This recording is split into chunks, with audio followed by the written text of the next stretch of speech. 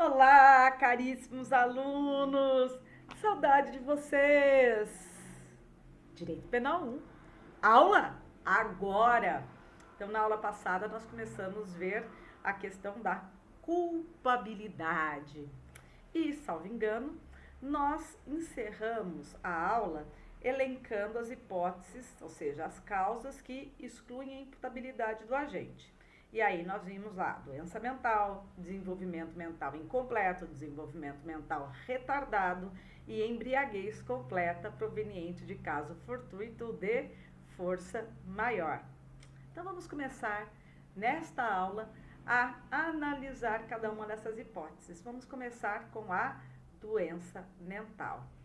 Então, doença mental é qualquer alteração, é qualquer perturbação, seja de ordem mental, seja de ordem psíquica, que possui uma determinada monta, ou seja, que seja considerável, que faz com que o agente tenha eliminada, que afete a capacidade, ou que afete a capacidade de entendimento ou de determinação deste ser humano. Como doença mental, nós temos inúmeras patologias, nós temos inúmeras doenças, como por exemplo, né, a questão da esquizofrenia, nós temos uma sorte imensa um número imenso de paranoias, temos psicoses, temos neuroses, temos esquizofrenia, já falei, né? Psicopatia, sociopatia, entre muitas outras. O rol é muito grande. Mas será? Aí eu pergunto para vocês: será que a dependência, seja de bebida, seja de drogas, tem o condão de fazer com que a pessoa seja considerada como doente mental? A resposta positiva se impõe. Se houver uma alteração considerável na capacidade de entendimento ou de autodeterminação desta pessoa, ela poderá, né, ter até retirado a sua capacidade de entendimento e de determinar-se, de conduzir-se de acordo com uma determinada situação. Dei uma olhadinha lá nos artigos 45 a 47 da Lei de Drogas, da nova Lei de Drogas, né, que é a Lei 11.343 de 2006. E o desenvolvimento mental incompleto, senhores? Desenvolvimento mental incompleto é aquele que está ainda, né, se formando, que não se completou, mas poderá se completar, né, que fatalmente irá se completar. É o caso, por exemplo, dos inimputáveis em razão da idade, ou seja, dos menores de 18 anos. Vamos supor, a pessoa está com 10 anos de idade, o ser humano está com 10 anos de idade, ele tem um desenvolvimento mental incompleto. Mas esse desenvolvimento mental, se não surgir outra ordem de patologia, ele vai se completar. Temos também as hipóteses de pessoas que não têm convívio de acordo com as normas de nossa sociedade, né? Como, por exemplo, os silvícolas, os índios. Então, essa falta de convivência com as normas de nossa sociedade vem trazer ali uma imaturidade de ordem mental e de ordem emocional. Mas, como eu falei para os senhores, o desenvolvimento mental incompleto é aquele que não se completou, mas pode se completar. Se aquela pessoa menor de 18 anos, se ele viver, não tiver nenhuma outra ordem de doenças, chegou lá nos 18 anos, a lei presume que ele tenha desenvolvimento mental completo, certinho? Então, quando se fala em desenvolvimento mental incompleto, existem excelentes condições para que essa pessoa atinja a plena potencialidade, certo? Então, vamos lá. Desenvolvimento mental incompleto. Menor de 18 anos, idade inferior a 18 anos, e silvícolas ou indígenas inadaptados às normas sociais, às normas de nossa sociedade, certo? Por que os silvícolas? Porque eles não têm o convívio social. Ele não tem aquelas regras, não tem aquelas experiências, não tem aquela vivência advinda da sociedade, das nossas normas, das situações de nosso cotidiano. Ah, mas aí você pode pensar, professora, mas o menor de 18 anos, se ele cometer algo conhecido como infração penal, ou seja, cometer um crime, uma contravenção, ele não vai ser responsabilizado de nenhuma forma? Opa, peraí, que também não é bem assim. Ó, o Estatuto da Criança e do Adolescente, Lei 8.072 de 1990, né? Ele regula a questão. Então, o menor de 18 anos, ele não comete crime, ele não comete infração penal, ele não comete delito, ele comete ato infracional. E, portanto, ele se sujeita a todas aquelas normas, aquelas medidas socioeducativas, as medidas de proteção existentes no ECA, no Estatuto da Criança e do Adolescente. E o desenvolvimento mental retardado, senhores? Desenvolvimento mental retardado é aquele que apresenta, em que a idade real do indivíduo apresenta um descompasso com a idade psíquica da pessoa, com a idade mental que a pessoa tem. Então, vamos supor, é uma pessoa de 30 anos, só um exemplo, tá? Uma pessoa de 30 anos que tem um desenvolvimento mental como se fosse um ser humano de 10 anos, de 8 anos, de 11 anos. Percebam, há um desnível, um descompasso, uma incongruência entre a idade real e a idade mental, como só ia acontecer com os oligofrênicos, que são pessoas com reduzida, né, capacidade mental, coeficiente, um reduzido coeficiente intelectual. Ó, no desenvolvimento mental incompleto, o desenvolvimento não se completou, mas tem toda a possibilidade daquele indivíduo atingir a sua plena potencialidade. No desenvolvimento mental retardado, isso não vai acontecer. Dificilmente aquela pessoa vai conseguir alcançar a sua plena potencialidade. Então, tome cuidado com essa diferença entre desenvolvimento mental incompleto e o retardado. Nós temos, posto pela doutrina, alguns critérios de aferição da inimputabilidade. Então, a gente tem um critério biológico, a gente tem um critério psicológico e nós temos o critério biopsicológico. Ó, vamos começar. Critério psicológico.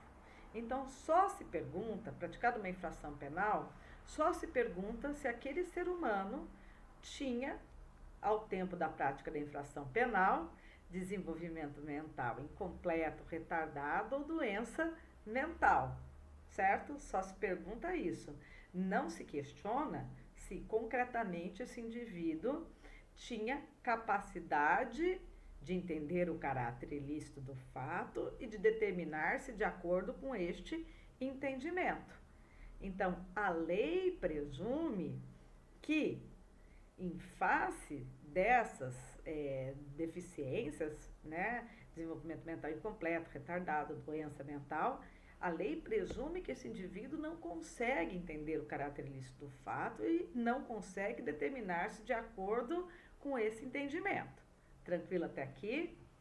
Esse sistema, ele foi adotado pelo nosso Código Penal como exceção. Em qual hipótese?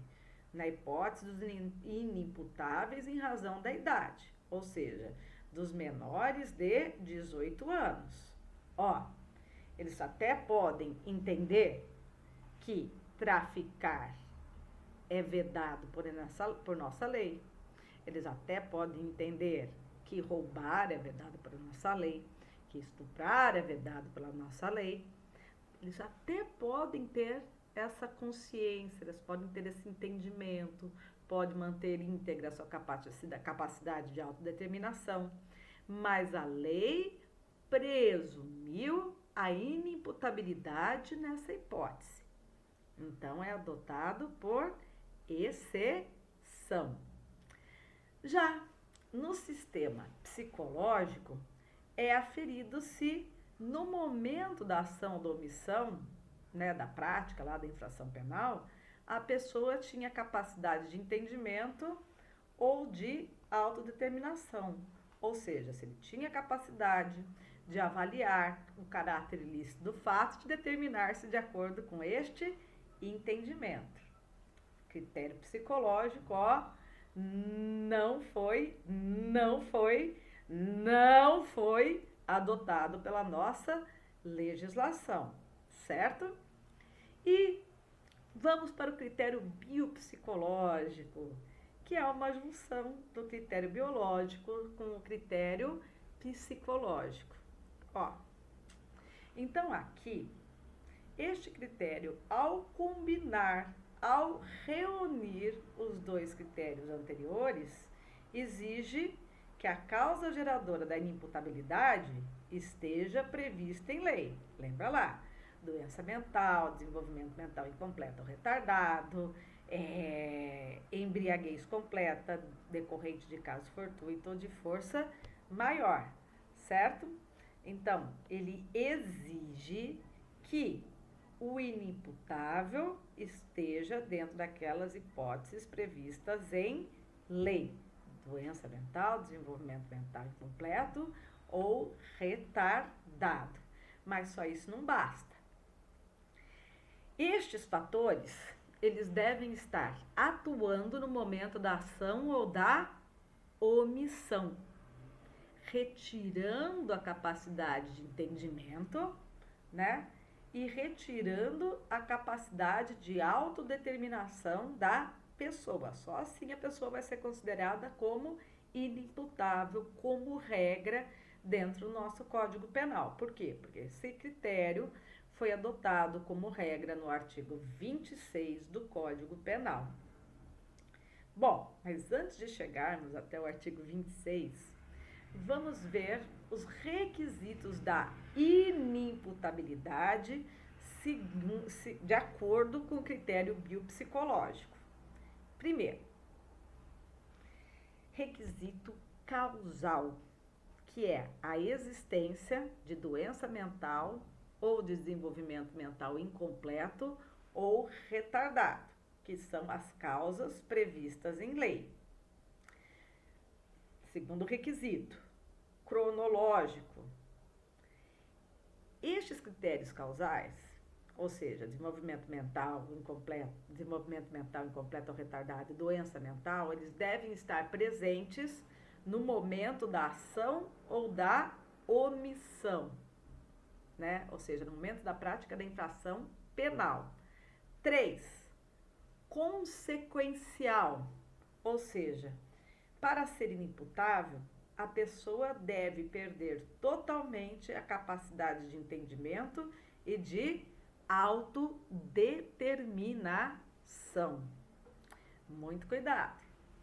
Só poderemos falar em inimputabilidade se esses 3 critérios, né, estiverem reunidos.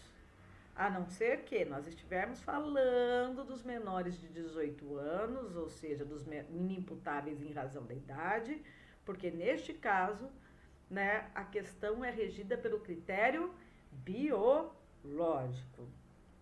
Embriaguez. Embriaguez, alguém de vocês, tenho certeza que alguns de vocês conhecem, né?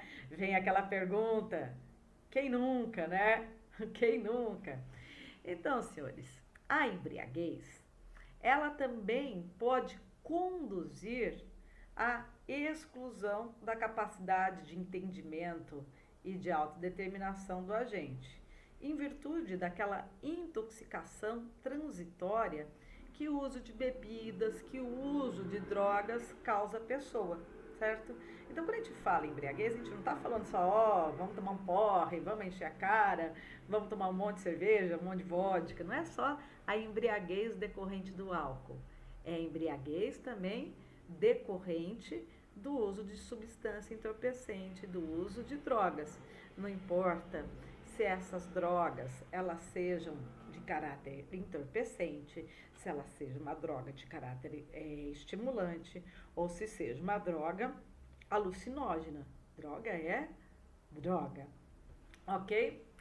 Nós temos a chamada embriaguez voluntária, né? Perdão, nós temos a embriaguez chamada de não acidental.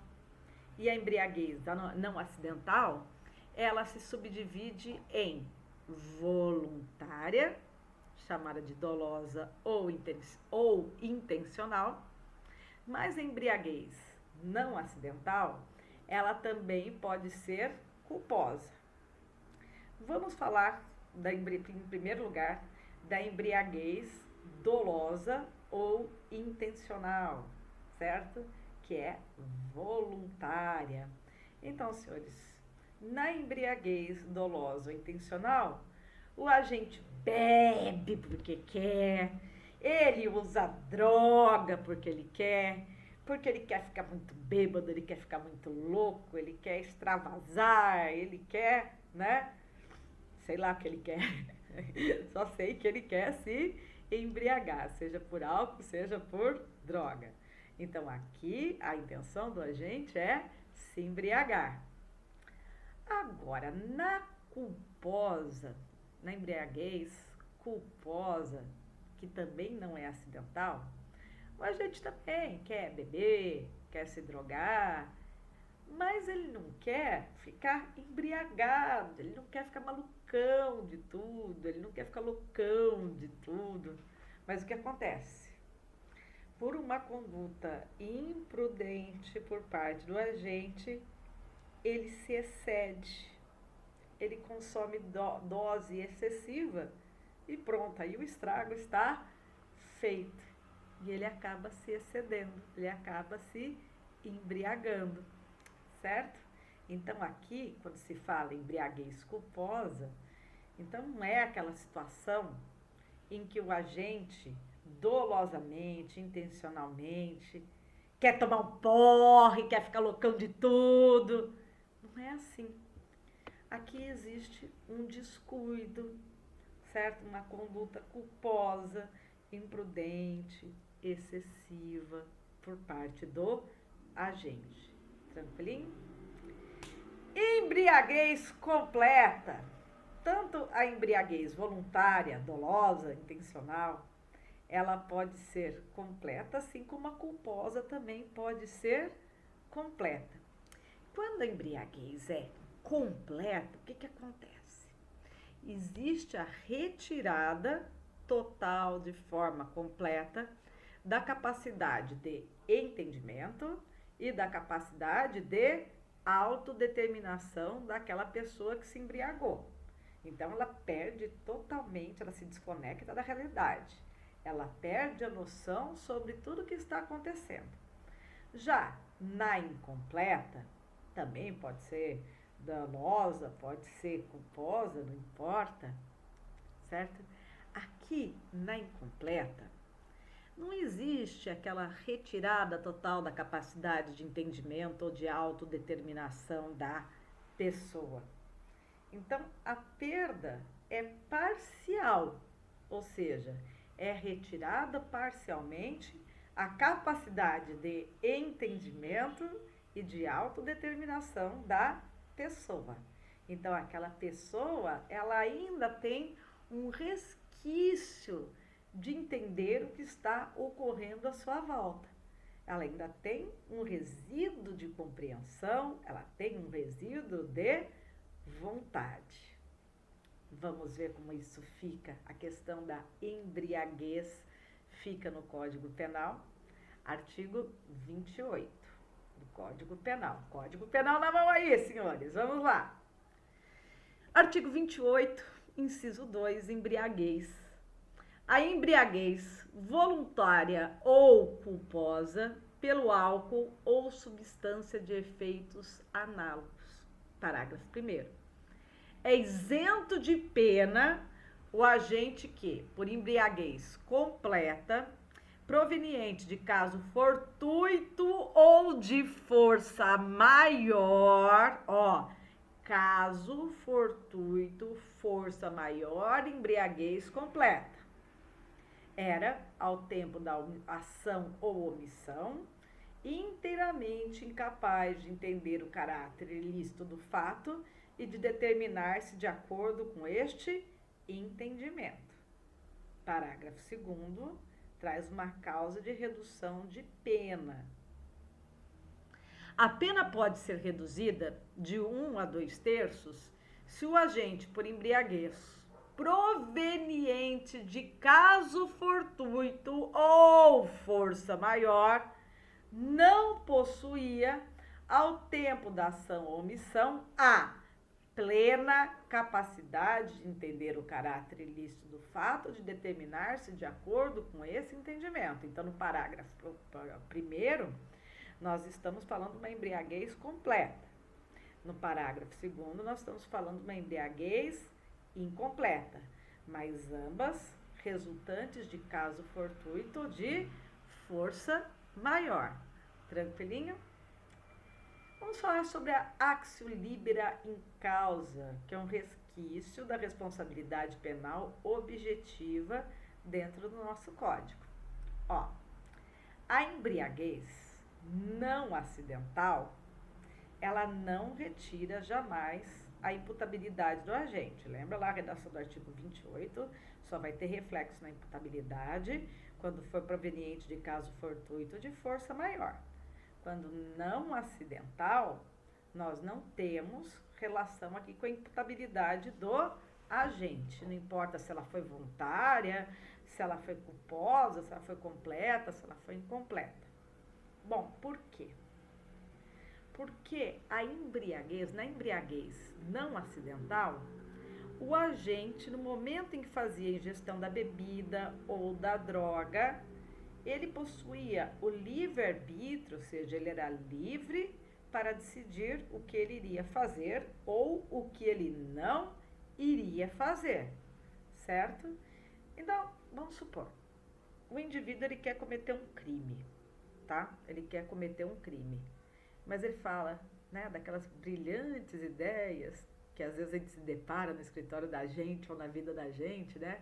Então o cara tem uma brilhante ideia, vou ficar muito louco, né? Vou ficar muito louco, vou cheirar um monte de pó, vou ficar enlouquecido e vou cometer o crime.